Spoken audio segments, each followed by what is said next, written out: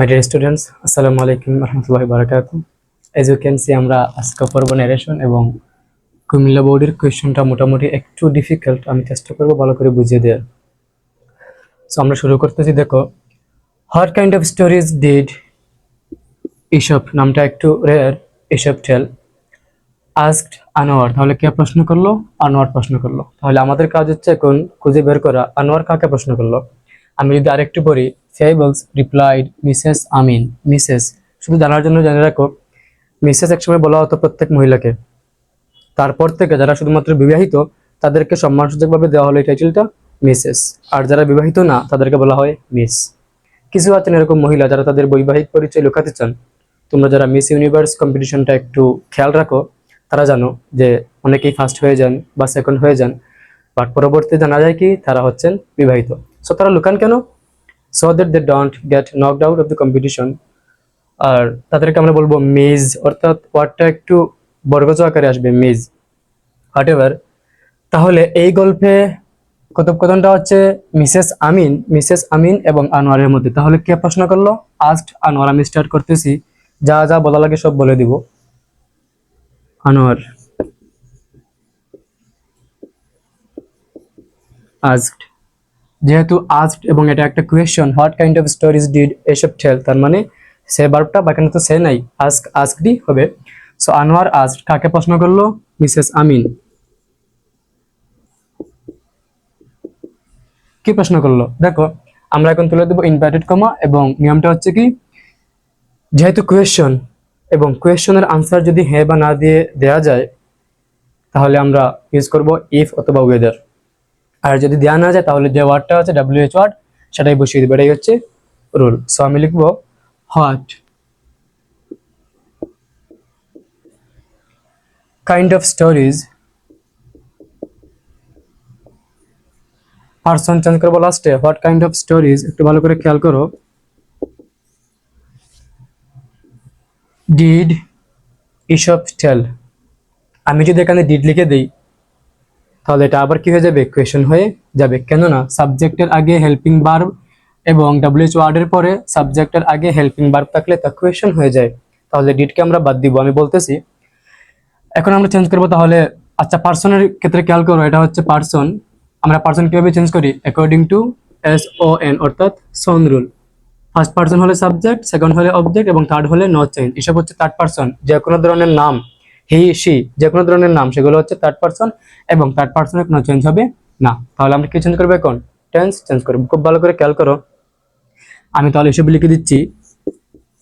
যেহেতু নেম, তাহলে কি বসবে? ফার্স্ট লেটারটা should be in capital, Aesop. এখন ভালো করে খেয়াল করো, ডিড ইসব টেল, এটা হচ্ছে পাস্ট টেন্স। তুমি জানো নারেশনে কি হয়? পাস্ট টেন্সটা হয়ে যায় পাস্ট পারফেক্ট টেন্স। তাহলে পারফেক্ট মানে কি? Subject plus had plus B3। So আমি সাবজেক্ট লেখা শেষ, তো আমার আমি কি লিখবো? হেড, টেল, টল্ড, টল্ড, তো B3 হচ্ছে told. So the line is, Anwar asked Mrs Amin. Anwar Mrs আমিনকে জিজ্ঞেস করলো, মিসেস আমিন মানে হচ্ছে আমিনের wife, what kind of stories, কোন ধরনের গল্প, ইসব হ্যাড টল্ড, ইসব বলতেন। Okay, number 2, fables. আমি তোমাদের এখন বলে দিচ্ছি হোয়াট ইজ ফেবলস। আমাদের অনেকের পরিচিত একটা গল্প আছে, দি হেয়ার অ্যান্ড দি টর্টয়েস। আমরা অনেকে এটা ক্লাস 1-2 থেকেই পড়ে আসছি। তো এই গল্প হয় কি, খরগোশটা খুবই অহংকারী ছিল। সে হচ্ছে টর্টয়েসকে টিজ করতো। মনে হয় টর্টয়েসটা মহিলা ছিল, হোয়াট এভার। তো এক ক্ষেত্রে হলো কি, একটা ম্যাচ আয়োজন করা হলো এবং এক পর্যায়ে হচ্ছে খরগোশটা হেরে গেল এবং কচ্ছপটা জিতে গেল। তো এই যে একটা স্টোরি, শর্ট স্টোরি, এটা লাস্টে একটা নীতিবাক্য আছে। লাইক আমরা এই স্টোরিটা পরে লাস্টে কি শিখি? Slow and steady wins the race. তার মানে হচ্ছে কি, যারা ধীর গতি সম্পন্ন বাট সবসময় কাজ করতে থাকে তারা হচ্ছে একটা না একটা পর্যায়ে তারা হচ্ছে জিতে যায়। সো যেই সকল গল্প, এই গল্পটা কিন্তু লিখছে এইসব, সে মেইনলি নীতিবাক্যই লিখে বা নীতিগল্প লিখে। তো এই যে সকল গল্পগুলো হচ্ছে যে শর্ট গল্প বাট লাস্টে একটা কি থাকে? নীতিবাক্য থাকে বা একটা মেসেজ থাকে, সেগুলোকে আমরা বলবো ফেবলস। সো এই যে বিখ্যাত গল্পটা, এগুলো এটা লিখতে হতো, এটা লিখছে হচ্ছে তো ইসব। এখন খেয়াল করো, সে রিপ্লাই করলো, কে রিপ্লাই করলো? মিসেস আমিন। আমি বলতে পারি মিসেস আমিন। এখানে তোমাকে অলরেডি অনেকগুলোই করে দেওয়া আছে, রিপ্লাইড দেওয়া আছে। সো মিসেস আমিন রিপ্লাইড, সে কি রিপ্লাই করলো? ফেবলস।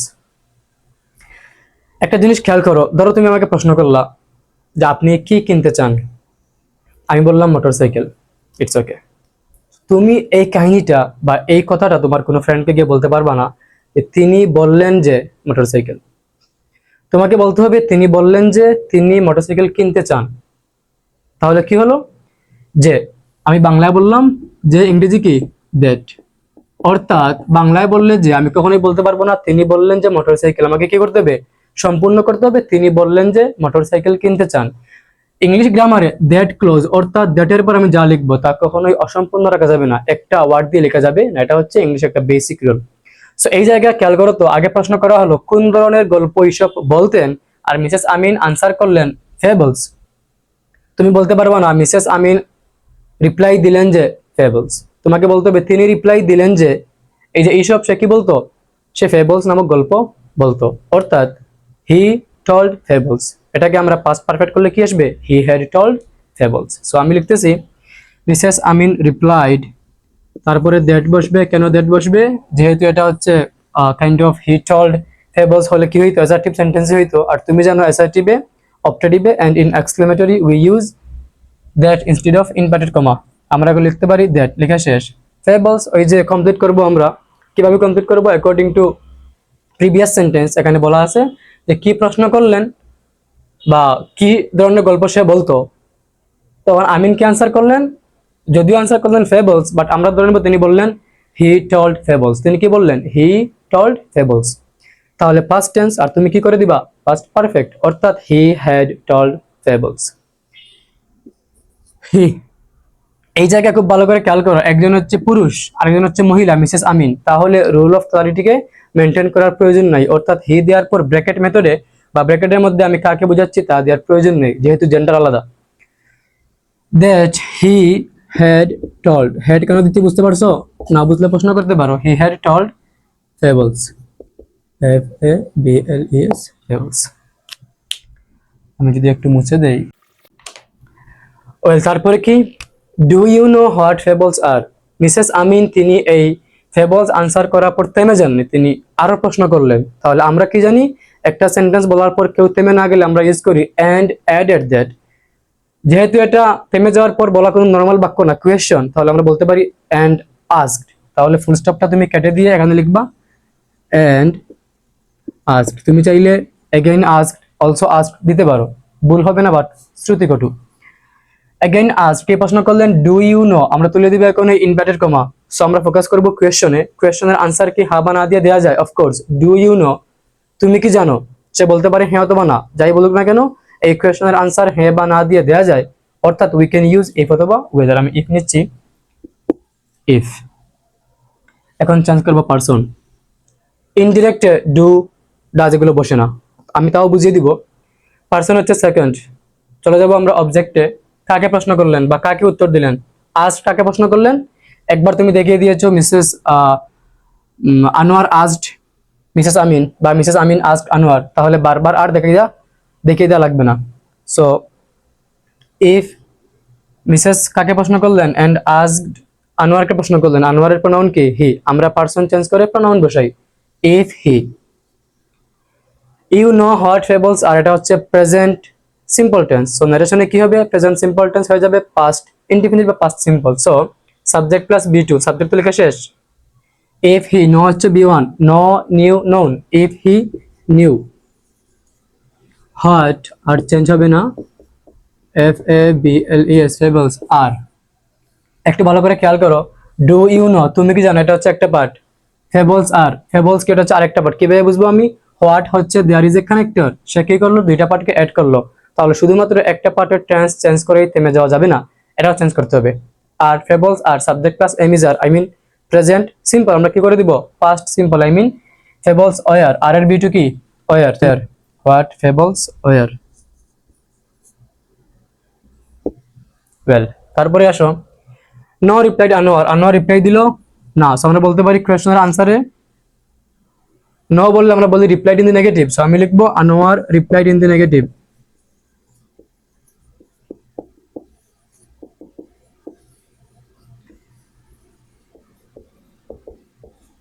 একটা জিনিস খেয়াল করো, এতটুক বললে কিন্তু হয়ে যাবে, ভুল হবে না। বাট সে বলল যে না, এটা বলা সুন্দর নাকি? সে বলল যে না, সে জানে না কোনটা বলা সুন্দর। সে জানে না সুন্দর প্লাস হচ্ছে যে স্মার্ট। তুমি এতটুক লিখলে তুমি কখনো কখনো 0.5 মার্ক পেতে পারো যদি এক্সামিনার খুব ভালো না হন। সেক্ষেত্রে তোমার উচিত কি হবে? উচিত হবে যে আচ্ছা আনোয়ার কি বললো, যে আনোয়ারকে প্রশ্ন করা হলো তুমি কি জানো ফেবলস কি? সে বলল না, বাট আমরা ধরে নিব সে বললো না আমি জানি না। আমরা কি ধরে নিব? সে বললো না আমি জানি না, আই মিন সে বললো no I don't know. No I don't নোকে আমরা কি করব?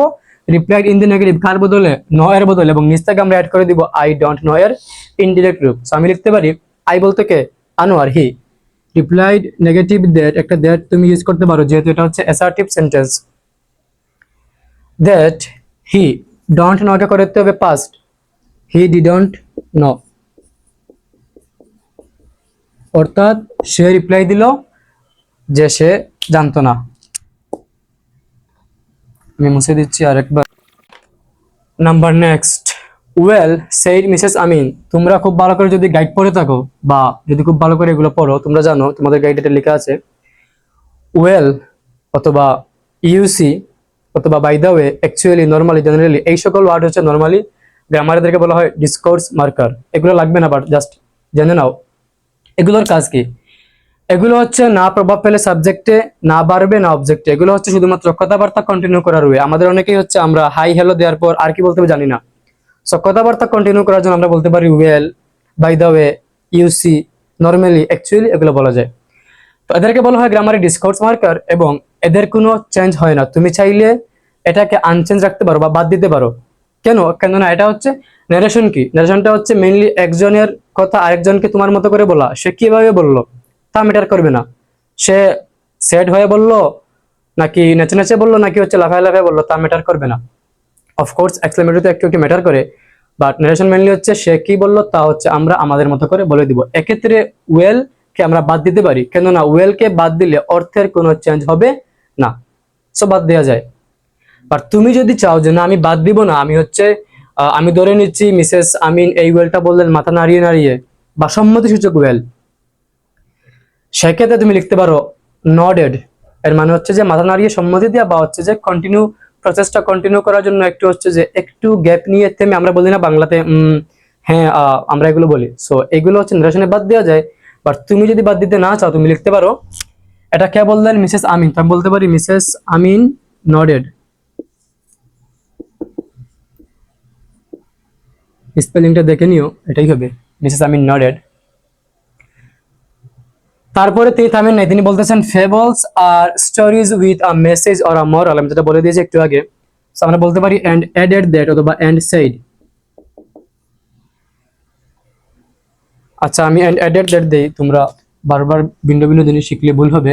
ধরো আমি এখানে লিখতেছি এন্ড অ্যাডেড দ্যাট, তিনি যেহেতু আরেকবার একটা সেন্টেন্স বললেন তাহলে আমি লিখতেছি এন্ড অ্যাডেড দ্যাট। একটা জিনিস খেয়াল করো, তুমি জানো ন্যারেশনে প্রেজেন্ট টেন্স হয়ে যায় পাস্ট টেন্স, পাস্ট টেন্স হয়ে যায় past perfect tense, present continuous, past continuous. তার মানে প্রত্যেকটা টেন্স এক ধাপ পিছিয়ে যায়, এটাকে বলা হয় ব্যাক শিফটিং। একটা জিনিস খেয়াল করো, ধরো আমি তোমাকে বললাম সূর্য পূর্ব দিকে ওঠে, তুমি কি করলা? এই কথাটা অন্য একজন গিয়ে বললা যে তিনি বললেন সূর্য পূর্ব দিকে অর্থ, তুমি কি করলা? তুমি হচ্ছে নারেশন চেঞ্জ করলা। তুমি আমার কথাটা তোমার মতো করে বলার সময় টেন্স চেঞ্জ করলা। তুমি কি বললা? সূর্য পূর্ব দিকে উঠতো। এক্ষেত্রে হলো কি, তুমি মিন করতেছো আগে উঠতে এখন আর উঠে না। তো খুব ভালো করে খেয়াল করো, ইউনিভার্সাল ট্রুথ, আই মিন চিরন্তন সত্য, হ্যাবিচুয়াল ফ্যাক্ট, বা আমি এটা একটু স্কিপ করি, ইউনিভার্সাল ট্রুথের নারেশনে কোনো চেঞ্জ হবে না, টেন্সের কোনো চেঞ্জ হবে না। কেননা টেন্সের চেঞ্জ করলে কি হয়ে যাবে? এটা সরাসরি হচ্ছে যে আমাদের বাস্তবতার সাথে একটু মিলবে না। সো এই জায়গায় fables are stories with a message or a moral, এটা হচ্ছে ফেবলস এর একটা ডেফিনেশন, যা আগেও যা ছিল বর্তমানেও তা এবং ফিউচারে তাই থাকবে। সেক্ষেত্রে এই সেন্টেন্সের টেন্সের কোনো চেঞ্জ করা যাবে না। টেন্সের চেঞ্জ করে ফেললে সেটা মনে হবে যে ফেবলস আগে এক সময় ছিল যে এমন গল্প, এমন নীতি গল্প যা লাস্টে একটা মেসেজ দিতে, এখন মনে হয় দেয় না, না এখনো দেয়। সো এই সেন্টেন্সের চেঞ্জের কোনো এই সেন্টেন্সের টেন্সের কোনো চেঞ্জ করা যাবে না। আমরা এটাকে বলতে পারি exception to the rule of back shifting, I mean ব্যতিক্রম। সো আমরা চেঞ্জ করবো না, টেন্স আমরা লিখে দিব এন্ড অ্যাডেড দ্যাট ফেবলস আর দ্যাট কেন লিখলাম? কেননা এটা অবশ্যই অ্যাসার্টিভ সেন্টেন্স। সো আমি fables are stories with a message, spelling ME দিয়ে ভালো করে খেয়াল করতে হবে, message or a moral. Number next, who is Aesop and Aesop by Aesop, whatever, who is Aesop and where does he live, asked Anwar. কে প্রশ্ন করলো? আনোয়ার প্রশ্ন করলো। তুমি চাইলে এখন বলতে পারো দেন আনোয়ার asked। এই যে ওয়েল কে বাদ দেওয়া যায় কিন্তু নিচ থেকে অ্যাড করা যায় দেন, ইন রেসপন্স, ইন রিপ্লাই, এগুলো নারেশন নিচ থেকে অ্যাড করলে নারেশনটাকে হচ্ছে একটু সুন্দর শোনায়। সো তুমি চাইলে দেন দিতে পারো, না দিলে ভুল হবে না। আমি লিখতেছি দেন Anwar asked। Anwarer A should be in capital because it is a name and you know that first letter of a name should be in capital. Then Anwar asked. Anwar কি প্রশ্ন করলো আমি মুছে দিব।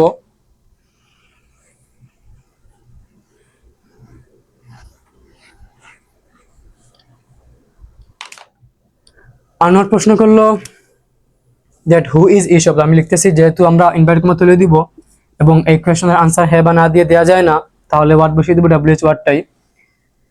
আমি কি লিখছিলাম asked। Okay, who is Aesop কোন ধরনের টেন্স বলো? হু ইজ এর হচ্ছে প্রেজেন্ট সিম্পল টেন্স, আমরা করতে হবে পাস্ট সিম্পল। সো তুমি আগে ভার্ব লিখতে পারবা না, অর্থাৎ তুমি জানো ইজ হয়ে যাবে ওয়াজ, বাট তুমি আগে ওয়াজ লিখবা না, কেননা টেন্স চেঞ্জ করার আগে আমাদেরকে চেঞ্জ করতে হবে পারসন, আর পারসন হচ্ছে থার্ড পারসন, তার মানে চেঞ্জ হবে না according to son, I mean no change. So who Aesop, is হয়ে যাবে ওয়াজ, হু Aesop ওয়াজ। একটু ভালো করে খেয়াল করো তো। আচ্ছা, এখানে তো আমরা নিচ থেকে এন্ড দেয়া আছে, তাহলে এই কোয়েশ্চনে আমাদের আর চিন্তা করার প্রয়োজন নেই। তাহলে সে আরো বলতেছে and where does he live, where আবার WH ওয়ার্ড, তাহলে আমরা হোয়ার দিচ্ছি এন্ড হোয়ার ডাজ। ন্যারেশনে ইনডিরেক্টেড ডু ডিড, নরমালি ডু আর ডাজ বসে না, ডিড মাঝে মাঝে বসে। So who Aesop was and where, আমি অবশ্যই ডাজকে এখন ডিড করবো না, আগে আমি কাকে চেঞ্জ করবো? পারসন চেঞ্জ করবো। পারসন হচ্ছে হি, থার্ড পারসন, থার্ড পারসনের ন্যারেশনে কোনো চেঞ্জ হয় না। সো আমি লিখে দিব and where he does live, present simple করতে হবে পাস্ট সিম্পল।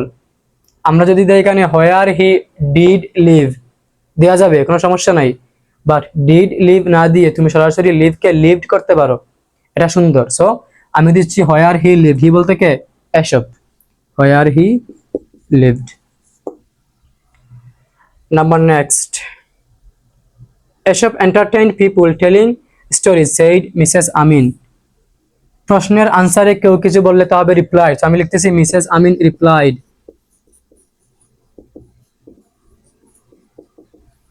তিনি কি রিপ্লাই করলেন, এই কমা তুলে দিতে হবে। অ্যাসার্টিভ সেন্টেন্স, তাহলে দ্যাট ইউজ করতে পারবো তুমি, that. Aesop entertained people, Aesop entertained, খুব ভালো করে খেয়াল করো, আমরা তো Aesopকে চেঞ্জ করবো না, কেননা এটা হচ্ছে থার্ড পারসন। সো লিখে দিচ্ছি আমি Aesop, পারসনের থার্ড পারসন হলে চেঞ্জ হয় না, Aesop। এখন দেখো entertained, এটা হচ্ছে এন্টারটেইনের B2, I mean past tense, এবং তুমি যেহেতু জানো ন্যারেশনে কি হবে, পাস্ট টেন্স হয়ে যাবে past perfect. And what is the structure of past perfect? Subject plus had plus B3। So আমি Aesopের সাথে হেড নিব, দ্যাট Aesop had entertained, এন্টারটেইনের B2 এন্টারটেইন, B3 এন্টারটেইন। তুমি কখন চিনবা কোনটা B2 কোনটা B3? যখন B3 এর আগে হ্যাভ হ্যাজ হেড থেকে একটা হেড থাকবে, তখন যদি দুইটাই সিমিলার হয় তাও ধরে নিব আমরা এটা হচ্ছে B3। এই জায়গায় হ্যাভ হ্যাজ হেড নাই, সো এটা হচ্ছে B2। Aesop had entertained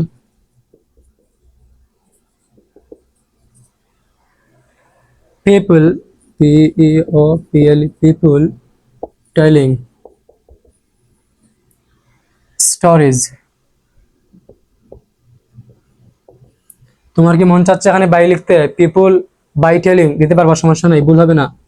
by telling stories অথবা দোজ স্টোরিজ, যা যাই বলা হয়ে যাবে।